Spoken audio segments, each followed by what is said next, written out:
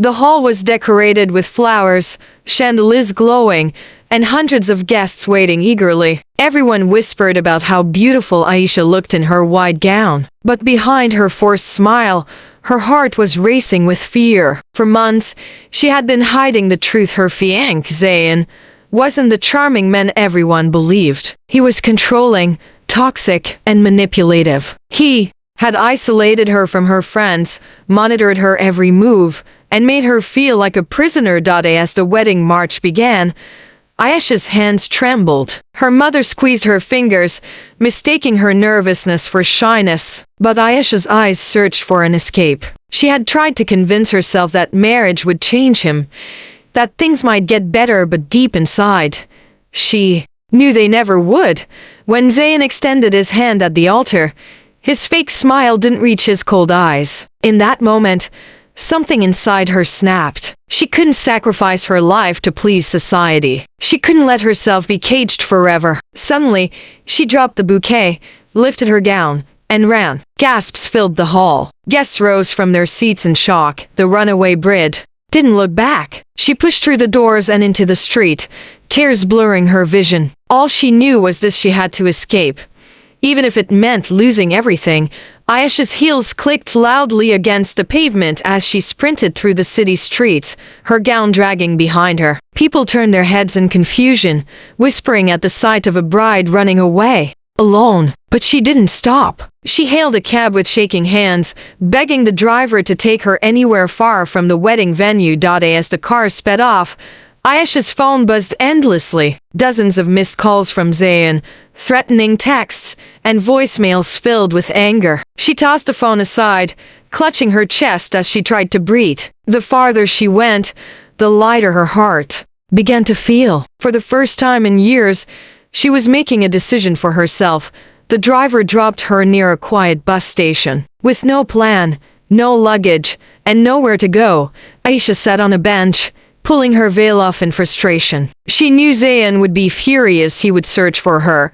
He would try to control her again. But she wasn't going back. An elderly woman selling tea nearby noticed her tears and walked over. "Daughter, sometimes running is the bravest thing you can do," she said gently, offering her a cup of tea. Those words pierced Aisha's heart. For the first time, she felt someone understood her pain. With shaky determination, she boarded a bus to a city she had never been before. Aisha didn't know what awaited her, but one thing was certain: she was never returning to Zayn. The bus dropped Aisha off in a small town surrounded by hills. With no relatives and no friends to call, she wandered aimlessly until she found a guest house. The kind owner, a middle-aged woman named Sarah, gave her a room at half price after noticing her swollen eyes. "Rest, dear. Tomorrow will be better," Sarah said kindly. That night, Aisha stared at the ceiling, replaying her decision. Fear mixed with relief. What if Zayn tracked her down? What if people judged her forever as the runaway bride? But deep down, she knew she had made the right choice. The next morning, Aisha decided to start fresh. She took off her gown and borrowed simple clothes from Sarah. For the first time in years, she looked in the mirror and saw not a bride, not someone's fiancé, but herself. While exploring the town, she met Hamza, a gentle artist who ran a small bookstore. He noticed her lost expression and offered her a job helping organize books. His calm voice and respectful nature were unlike Zayn's controlling tone. Slowly, Aisha began to trust again.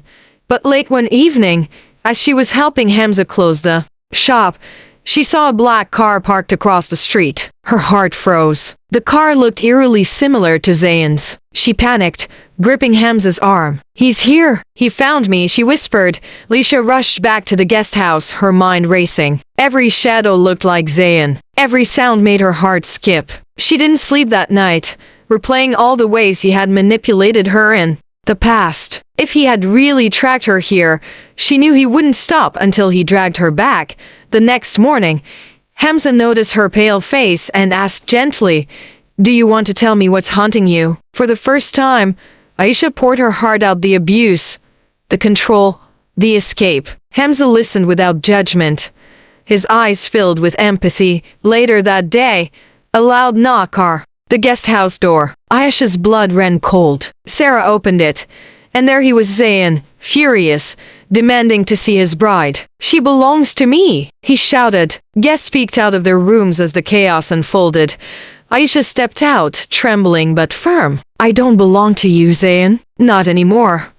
Her voice shook, but her courage didn't. Zayn tried to grab her wrist, but Hamza and Sarah intervened, pushing him back. "You can't force her," Hamza said, standing protectively in front of her.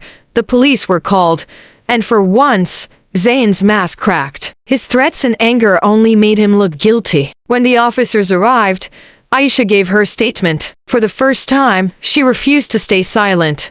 Zayn was taken away, his furious shouts echoing as the police car drove off. Aisha's knees gave out, but Hamza caught her before she fell. Tears streamed down her face, not of fear, but of relief. For the first time in years, she felt truly free. In the weeks that followed, Aisha began rebuilding her life. With Hamza's encouragement, she joined the bookstore officially, pouring her energy into reading and helping customers. The little town slowly became her safe haven. Sarah became like a mother figure, always reminding her that bravery wasn't about staying, it was about leaving what hurt you. One evening, as the sun dipped below the hills, Hamza handed her a small sketch he had made. It was of Aisha standing strong, her veil blowing away like a bird set free. "This is how I see you," he said softly, her eyes filled with tears this time of joy. Though she wasn't ready for love yet, she knew one thing: she would never let herself be caged again. With each passing day, she felt stronger, freer, and more alive. The runaway bride wasn't running anymore. She had finally found herself.